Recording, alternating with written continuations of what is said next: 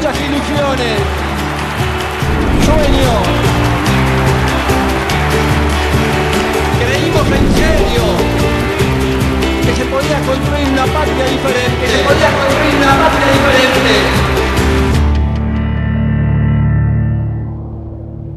Néstor Kirchner, la película. La semana política ha tenido muchos componentes, ¿no? Sin duda que el resultado electoral de la provincia de Santa Fe está marcando una realidad que no captó ninguna encuesta. Primer dato que marco, una realidad que está sorprendiendo. El segundo puesto del CEL fue la sorpresa. Las encuestas siguen diciendo que a nivel nacional el gobierno tiene una realidad diferente. Sin embargo, el gobierno debería prestar atención a estos fenómenos porque el humor social es algo cambiante. Y en este marco de los cambios y de la actitud de un gobierno que quiere actuar como si la realidad no existiera, es inquietante todo el episodio del fútbol para todos y la injerencia del gobierno, ¿no? Es decir, he ahí una decisión de un gobierno decidido a llevarse todo por delante y a generar mecanismos propagandísticos con los cuales pretende manejar la realidad política del país. El fútbol para todos se ha transformado en una fuente de enormes gastos por parte del Estado. Un Estado que no da abasto para, por ejemplo, satisfacer la necesidad de vivienda. Sin embargo, dilapida 1.200 millones de pesos en el fútbol. Y junto con esto lo que hace es aumentarlo. ¿Sabe por qué? Porque el gobierno ha tomado el fútbol como un instrumento fenomenal de propaganda política, al más puro estilo goebbeliano de los años del nazismo. Y desde ese punto de vista es algo que merece el análisis detenido, que lleva un reproche severo porque está marcando la utilización de metodologías anacrónicas que no son las compatibles con la democracia, que el gobierno va a utilizar fuertemente en la próxima campaña política. Este es el fin. Fútbol para todos se ha transformado en un instrumento de propaganda política para las próximas elecciones, porque la oposición no va a tener del fútbol para todos para hacer sus propuestas. Esto es goebbeliano, insisto una vez más con el término, y nos retrotrae a regímenes que están exactamente en las antípodas del sistema democrático republicano que desesperadamente necesitamos consolidar en nuestro país. Es que le pedimos a Mariel Fitzpatrick, de nuestro equipo, que hiciera una investigación sobre el tema de fútbol para todos. Yo no tengo una opinión muy popular con lo de fútbol para todos. Yo realmente creo que es inmoral que exista fútbol para todos. Es así. O sea, a mí me parece que en un país del tercer mundo como este, a donde todavía los pibes no terminan el colegio, que el Estado gaste 1.000 y pico de millones de mangos por año en fútbol, está mal. No es que no quiero que los gaste, me parece que los podría gastar, pero que la prioridad no es el 2 o el 3, es el 135. ¿No? Porque ya que estamos, hagamos viviendas para todos, educación para todos, comida para todos, antes que fútbol para todos. Y después hagamos fútbol para todos. Cuando ya la gente se eduque, viva en algún lugar, no lo ocurra en tipo como Delía, ¿no? Pero bueno, fútbol para todos existe, y básicamente existe como vehículo de propaganda del gobierno. Y eso es lo que quiero contarte con el informe que sigue. Vamos a ver cuánto le cuestan al Estado los spots de propaganda que el gobierno mete en fútbol para todos. ¿Vos te acordás que cuando empezó, Cristina dijo, en aquel momento creo que rodeada de Julio Grondona y de Diego Maradona, en una conferencia de prensa, que fútbol para todos no solo se iba a hacer, sino que iba a dejarle ganancia al Estado. Y que con la guita que iba a sobrar, iban a becar gente para que hiciera deportes amateurs. Eso suponiendo que el Estado saliera a vender publicidad, cosa que no hizo. El Estado usó esa publicidad, ese espacio de la publicidad para sí mismo. Y entonces pasa a publicidad política. Veamos la primera parte del informe. Señor titular de la AFA. El 20 de agosto de 2009, Cristina Kirchner anunció por cadena nacional la creación del programa Fútbol para Todos, que estatizó los derechos de televisación de los partidos. Que además te secuestren los goles hasta el domingo, aunque pagues igual. Como te secuestran la palabra o te secuestran las imágenes. Como antes secuestraron y desaparecieron a 30.000 argentinos. Yo no quiero... En aquel momento, Cristina aseguró que el Estado no iba a poner un peso para la transmisión gratuita de los partidos. Y dijo más. Dijo también que el excedente por comercializar la transmisión iría a la AFA y al deporte olímpico.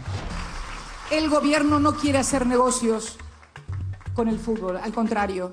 Quiere promover el deporte, quiere promover la industria, quiere ayudar a clubes.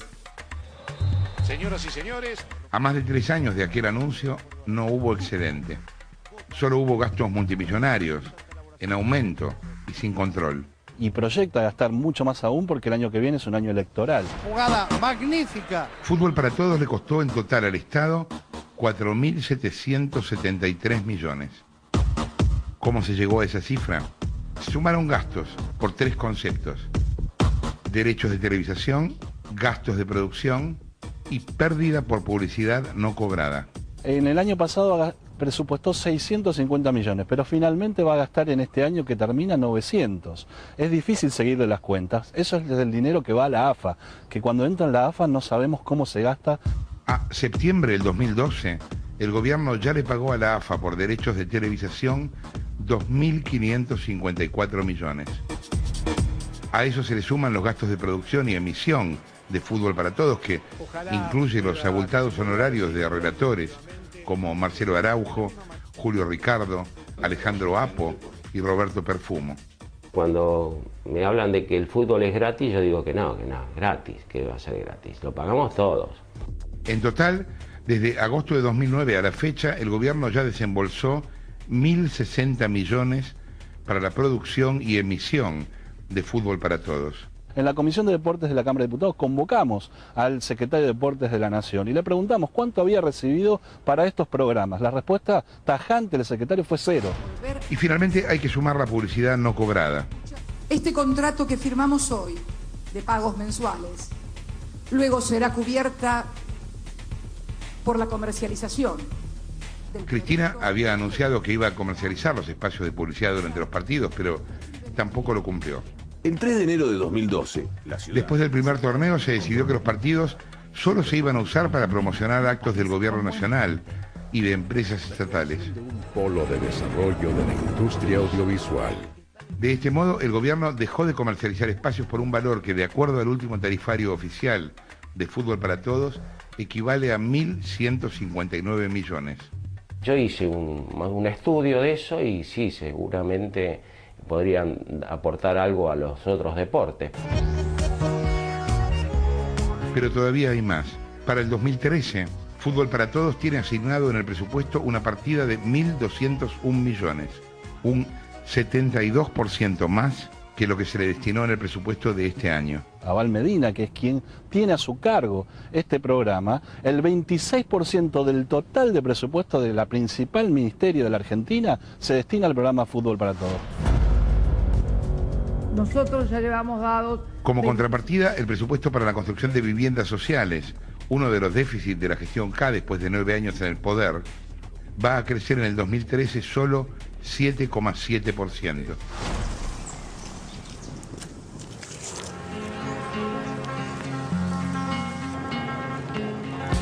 Estamos en la Villa Itatí, en Quilmes, la más populosa del conurbano bonaerense y con altos índices de contaminación.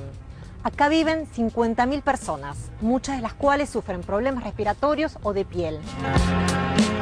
Toda esta gigantesca villa podría ser un barrio de viviendas dignas con la plata que el gobierno va a gastar este año en Fútbol para Todos. Con esos 1.300 millones se podrían levantar 13.000 viviendas sociales.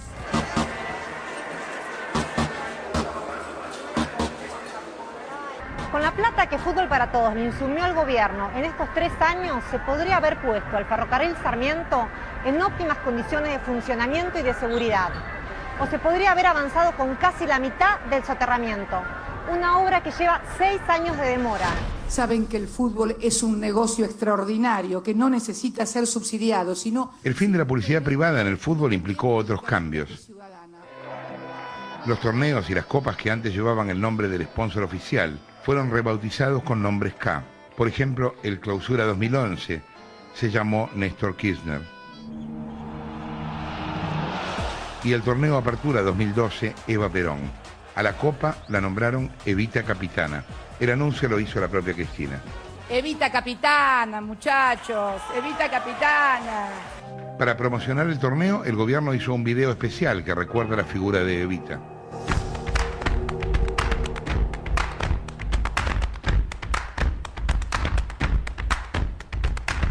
Además del video promocional de Fútbol para Todos que el gobierno hace al comienzo de cada temporada. Todos pagados con dinero público. Aquí no hay ni promoción del deporte amateur, ni una cuestión de beneficencia para que los argentinos podamos ver nuestra pasión futbolera. Lo que hay es un fenomenal programa de publicidad oficial. Y a ver si podemos con esto colaborar desde el gobierno para que las cosas anden mejor. Muchas gracias y muy buenas tardes a todos y a todas. Bueno, escuchabas recién la veías y escuchabas a Mariel Fitzpatrick en el informe contándote en qué se podría usar esa guita. Mira, te doy otros ejemplos que son increíbles. Con la guita que se usó, 1.300 millones, este año nada más, no todos los años, que eran mucho más. Este año solamente se podrían haber construido 10 hospitales de alta complejidad. 10 hospitales. Igual que el que Cristina anunció en La Matanza, con un presupuesto de 110 millones. Y a todo esto, el que se anunció en La Matanza, el primer llamado a licitación fue en 2007 y ya la inauguración fue 2 veces postergada. Se podrían haber construido solo este año, con estos 1.300 millones, 36 hospitales de mediana complejidad. 36 hospitales de mediana complejidad, a un costo promedio de 35 millones, como por ejemplo el Hospital Mujer Virgen de la Misericordia en Mendoza, que Cristina inauguró en el 2011.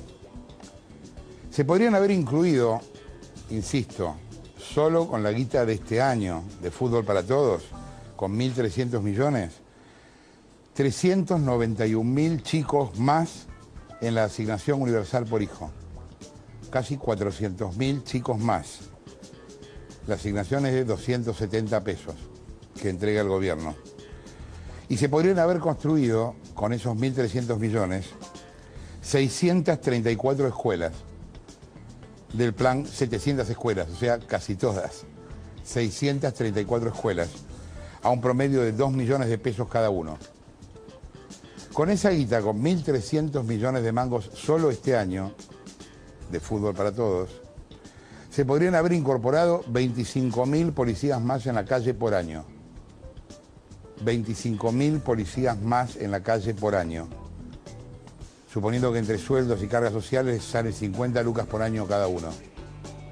Hubieran incorporado 25.000 más este año. Ahora vas a ver lo que te decía antes, lo que le cuestan al Estado los spots de propaganda del gobierno, no del Estado, que el gobierno mete en los entretiempos de los partidos. Míralo. Hoy es un buen momento para repasar algunas cosas. Ataque a Mauricio Macri, transmitido en 8 partidos de la fecha 2. El gobierno de la ciudad tiene la obligación legal, los recursos de la nación y los recursos de los porteños para hacerse cargo del subte. ¿Por qué no lo hace? Costo del spot, 2.202.400 pesos. Ataque a José Manuel de la Sota, transmitido en 7 partidos de la fecha 3. La Nación aportó a Córdoba más de 33.195 millones de pesos. Costo del spot, 1.013.200 pesos. Ataque a Daniel Angelici, transmitido en 4 partidos de la fecha 5 de Primera División y fecha 4 del Nacional B. Nunca negué que nosotros no conozcamos quiénes son los que pertenecen a la barra. Costo del spot, 1.781.200 pesos. Ataque al Cacerolazo, transmitido en 5 partidos de la fecha 7 de Primera División y fecha 6 del Nacional B. Creo que hay mucha bronca de sectores medios. Costo del spot, 2.348.800 pesos. Ataque a Grupo Clarín, 1, transmitido en 11 partidos de la fecha 8 de Primera División y fecha 7 del Nacional B. No es correcto que la comunicación la manejen solo unos pocos. Costo del spot, 2.934.400 pesos.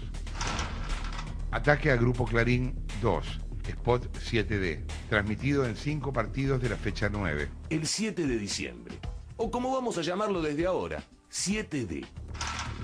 Ataque a Grupo Clarín 2, spot Grupo Clarín, transmitido en 3 partidos de la fecha 9. Porque las leyes son para todos y están para ser cumplidas.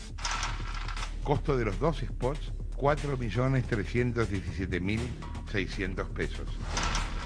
Ataque a Grupo Clarín 3, spot 7D, transmitido en 12 partidos de la fecha 10 de la Primera División y de la fecha 9 de Nacional B. Esta ley, que favorece la pluralidad de voces evitando los monopolios. Ataque a Grupo Clarín 3, spot Grupo Clarín, transmitido en 5 partidos de la fecha 10 de Primera División y la fecha 9 de Nacional B. Costo de los 2 spots, 4.996.400 pesos. Costo total, 23.415.600 pesos. Estás mareado con los números, son mucha guita, realmente es mucha plata.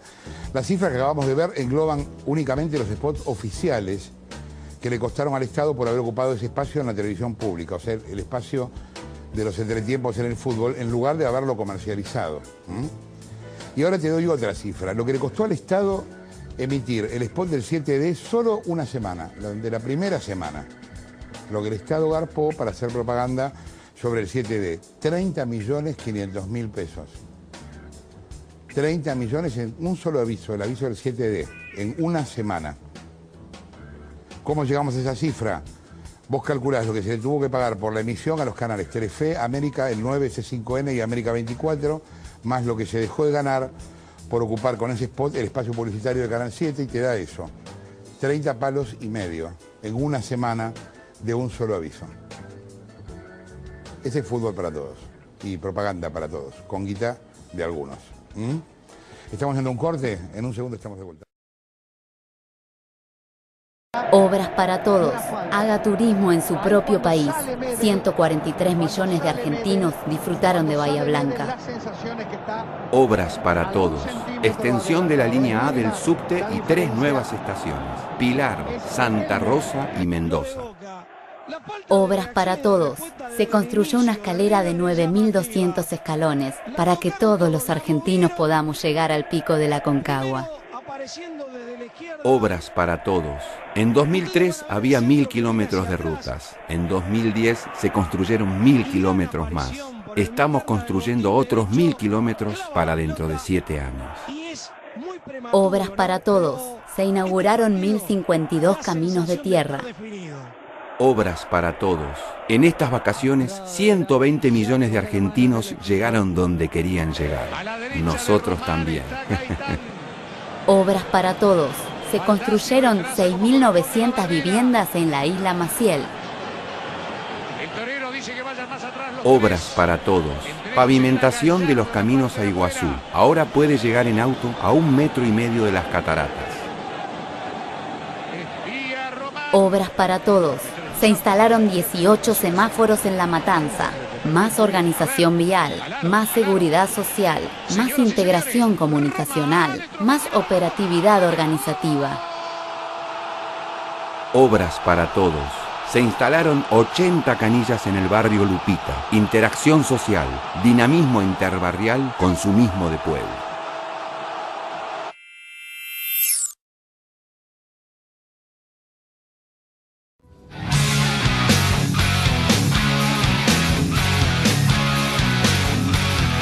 Últimamente se ha recargado mucho todo el tema de la violencia en el fútbol, de los barra brava y las hinchadas.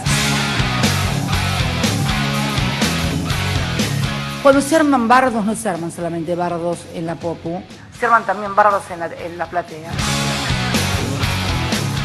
Mi respeto para todos ellos, porque la verdad que sentir pasión por algo, sentir pasión por un club, es también, ¿sabes qué? Estar vivo. Esos tipos parados en las paravalanchas con las... ¿Por qué dijo lo que dijo? Vaya uno a saber. Tal vez porque a nadie se le ocurre disimular ya la relación entre los barras y la política.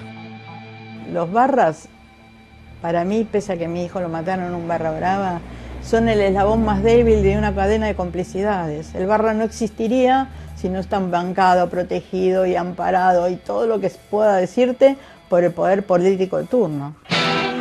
Eran amantes a las escondidas antes, y hoy copulan a la vista de todos. Entonces, perdido por perdido, quizá pensó que lo mejor era blanquear esa relación. El primero que me llega a la cabeza es Barrio Nuevo, Luis Barrio Nuevo, con una muy fuerte incidencia en lo que fue en aquel momento el Club Chacarita Juniors, donde era el presidente.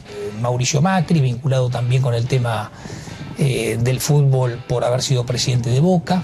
Otra persona es Aníbal Fernández, hoy presidente del Club Quilmes. Como se dice en fútbol, arrastra la marca. Por el lado de Aníbal Fernández siempre he notado una gran relación entre lo que es no la parte del fútbol, digamos, limpio, sino la parte del fútbol sucio.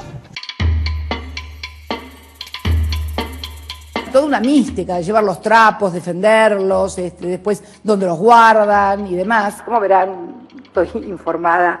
Pintar a esos personajes como héroes románticos de nuestro fútbol. Pero eso, amigos, eso suena tan falso como ridículo. Los barras, esos barras que la presidenta felicitó, son violentos, mercenarios y funcionales a sus padrinos, políticos y sindicales. Veamos algunos casos. El principal acusado del asesinato de Mariano Ferreira en octubre de 2010 es Cristian Favale, integrante de una patota ferroviaria y además miembro de la barra de Defensa y Justicia. En las fotos aparece con el vicepresidente Amado Boudou y también con Darío Fariña, otro conocido barra y empleado de la Secretaría de Salud del municipio de Florencio Varela. Este lunes, Cristian Favale se sentará en el banquillo de los acusados porque comienza el juicio por el crimen de Mariano Ferreira y puede llegar a recibir la pena de prisión perpetua. Yo he ido a la cancha desde que era así, cuando me llevaba mi vieja, que no quería ir, y me llevaban igual. Cuando uno escucha a la presidenta, está escuchando a una señora que de fútbol conoce poco y nada. Entonces, los que conocen un poco más son los que indudablemente están desinformando grotesca y dolosamente a la presidenta, en muchos casos para negocios personales. ¿Te acordás de Hinchadas Unidas Argentinas? Sí, ese engendro que pasó por ONG creada en 2009 y que reunió a barras de prontuarios frondosos que trabajaron para el kirchnerismo y ¿sabés qué recibieron a cambio? Un tour all inclusive al Mundial de Sudáfrica 2010. Nos vemos en Sudáfrica, amigo. Cuando ocurrió este tema de Hinchadas Unidas Argentinas, apenas apareció algún discurso de ocasión diciendo que no se tenía nada que ver, cuando todo el mundo tenía claro que Marcelo Mayo era una persona de los grupos peronistas de toda la vida y nadie se intentó despegar de este hombre. Su creador fue Marcelo Mayo, ex militante de la agrupación Arturo Jaureche, del senador Aníbal Fernández y hoy dirigente clave de Compromiso K, agrupación que responde a Rudy Ulloa. En su momento, para limpiarse, el gobierno dijo lo que hace siempre, que Mayo se cortó solo, que no integraba el círculo privado del poder. Será así, pero qué raro, ¿no? Porque mirá esa imagen que tenemos ahí, lo estamos viendo de campera marrón, a metros del féretro de Néstor, un lugar al que solo accedieron los más íntimos el día que se hizo el velatorio en la Casa Rosada. Otro con buenos contactos es Cristian Evangelista, alias Sandokan, desde el año pasado nuevo líder de la Buteler, como se la llama a la peligrosa barra de San Lorenzo. Sandokan, además, lidera la murga Los Chiflados de Boedo e hizo trabajos para la Cámpora. Fue uno de los que el año pasado, en pleno estadio, agredió al jugador Jonathan Botinelli, el capitán del equipo. Sí, ese mismo es uno de los admirados en el discurso de Cristina Fernández de Kirchner, que tiene además una foto con él. Parece una tontera pensar que determinado grupo violento o no violento va a poner una bandera si no se lo piden o si no se la pagan. Es decir, me parece que este tema, yo no veo, digamos, que en el fútbol haya necesariamente este cariño, digamos, por la política o para poner una bandera apoyando o no apoyando al gobierno de turno. La violencia, el mejor postor de los barras, trascendió las canchas y creció amparada por la política. Y desde que el kirchnerismo está en el poder, son, escucha este número, 39 las víctimas fatales producidas por los violentos, por los admirados hombres de los paravalanchas. Nunca mirando el partido, porque no miran el partido, arengan y arengan y arengan.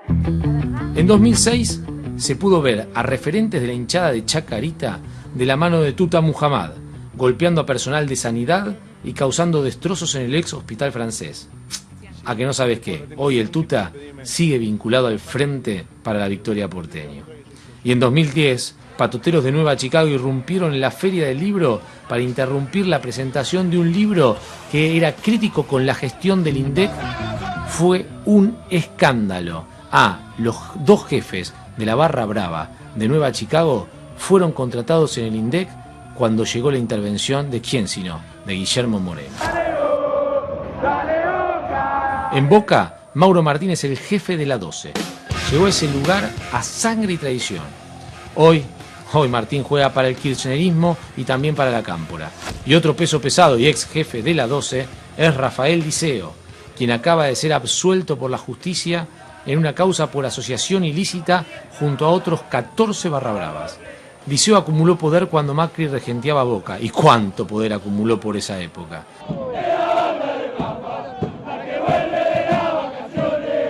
Y ahora dice que su vida como barra ya fue, que ya terminó. La verdad, pocos le creen. Y él siempre se jactó de sus contactos con el poder. Y hoy, ¿sabes qué? Hoy admite, sin rubor en su rostro, que hace trabajos para el kirchnerismo. Iba a la cancha porque me llevaban, o cuando le iba a acompañar a Néstor, yo ¿saben qué miraba? Las tribunas. Porque lo que más me maravillaba eran las tribunas.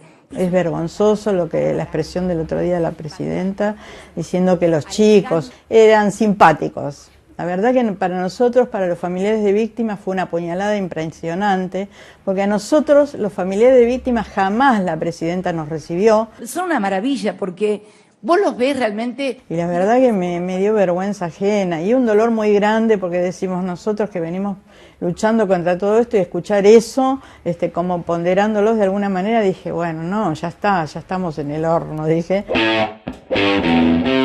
Muchas gracias y muy buenas tardes a todos y a todas.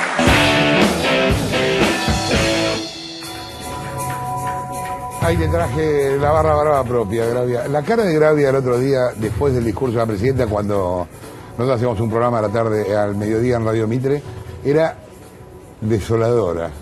Era triste, la verdad que estaba triste, en serio estaba triste. Porque había hablado con muchos familiares de víctimas que habían escuchado ese mensaje y entonces la posibilidad de seguir en guardia había quedado totalmente fuera de control. Bajaron todos los brazos porque si la presidenta te está diciendo que son admirados por ella, esos tipos que provocaron 39 muertes en lo que va del kirchnerismo, 5 de ellas este año.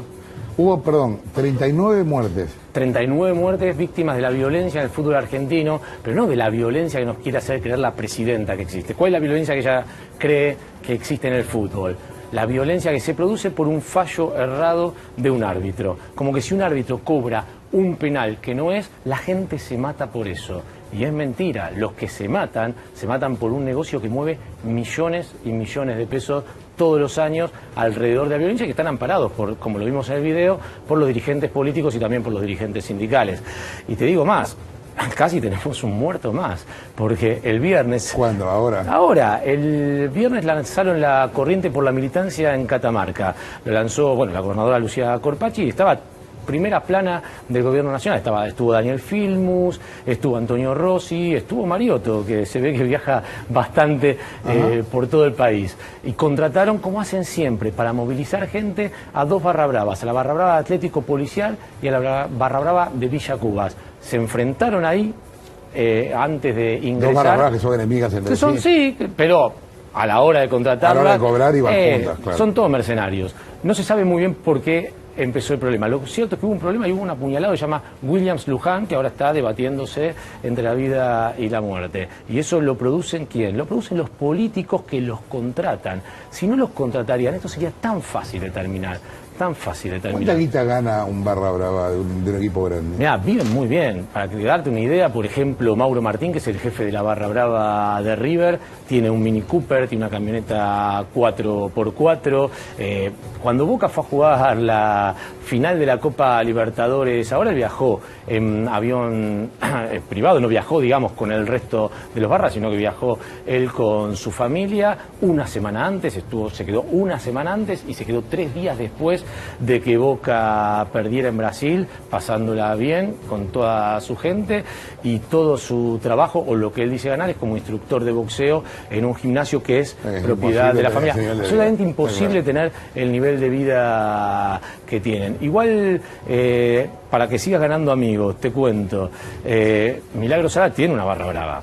La barra, claro, ella formaba... Gimnasia, sí, sí, claro, sí, Gimnasia Esgrima de Jujuy tiene dividida la barra brava. Una parte de esa barra brava es la banda de la flaca, como le dicen a ella, Sala, claro, que es Milagro Sala, y que son bastante violentos. De hecho, en el 2007, en la temporada 2006-2007, produjeron innumerables incidentes y una batalla tremenda contra la barra que manejaba Alberto Cardoso. Alberto Cardoso, un hombre muy ligado a la intendencia local ahí en San Salvador de Jujuy, porque manejaba a los sindicatos de los municipales, y dividieron la barra en dos porque Milagro quería hacerse... barra, sí, quería directamente tomar el fútbol, porque el fútbol es un lugar de mucha exposición. Y si querés seguir ganando amigos en Tucumán, no te siguen pasando, ¿no, Jorge? No, siguen sin pasarlo. Le podés decir a Sergio Fly Roldán que te haga una manito.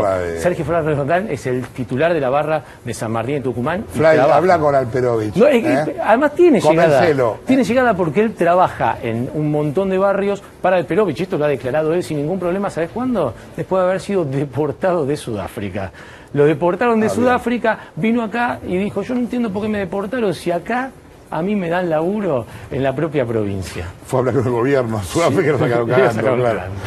Bien, gracias, Gustavo. Porque de este tema recién decías, porque soy barra brava, últimamente se ha recargado mucho todo el tema de la violencia en el fútbol, de los barra brava y las hinchadas.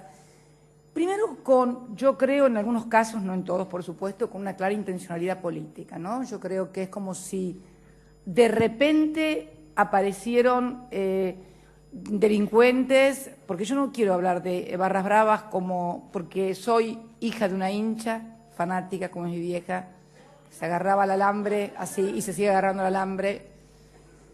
Fui la esposa de un fanático también de Racing y soy madre de un hincha fanático, así que yo quiero hablar realmente con el corazón y desprovista de todos los intereses espurios que muchas veces se mezclan en estas cosas, entremezclados con la política, entremezclado con los intereses de poner una situación como si fuera inédita y nueva en la República Argentina. Yo he ido a la cancha desde que era así, cuando me llevaba mi vieja, que no quería ir y me llevaban igual.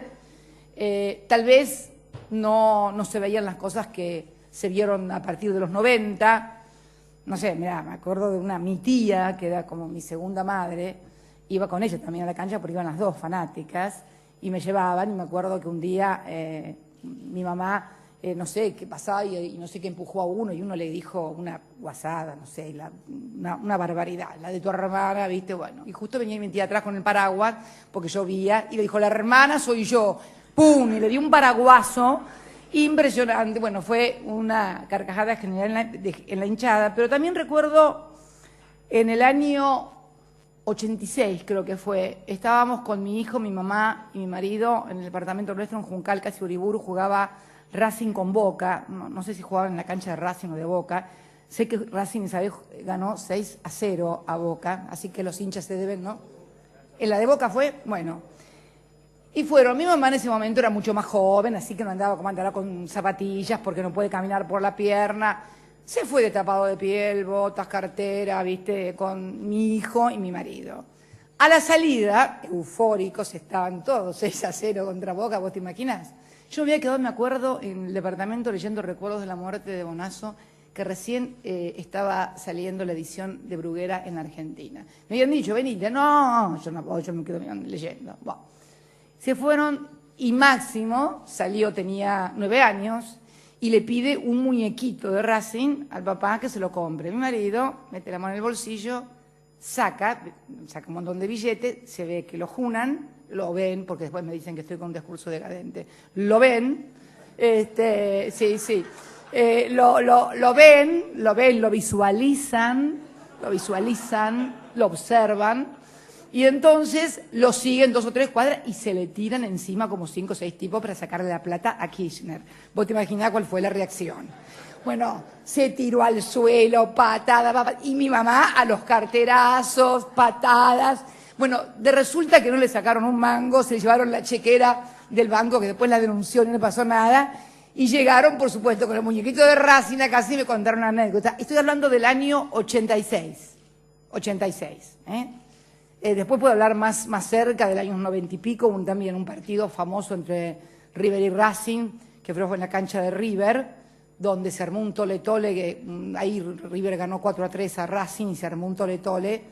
Me cuentan los hinchas que habían entrado y cuando pasaron había 3 controles policiales.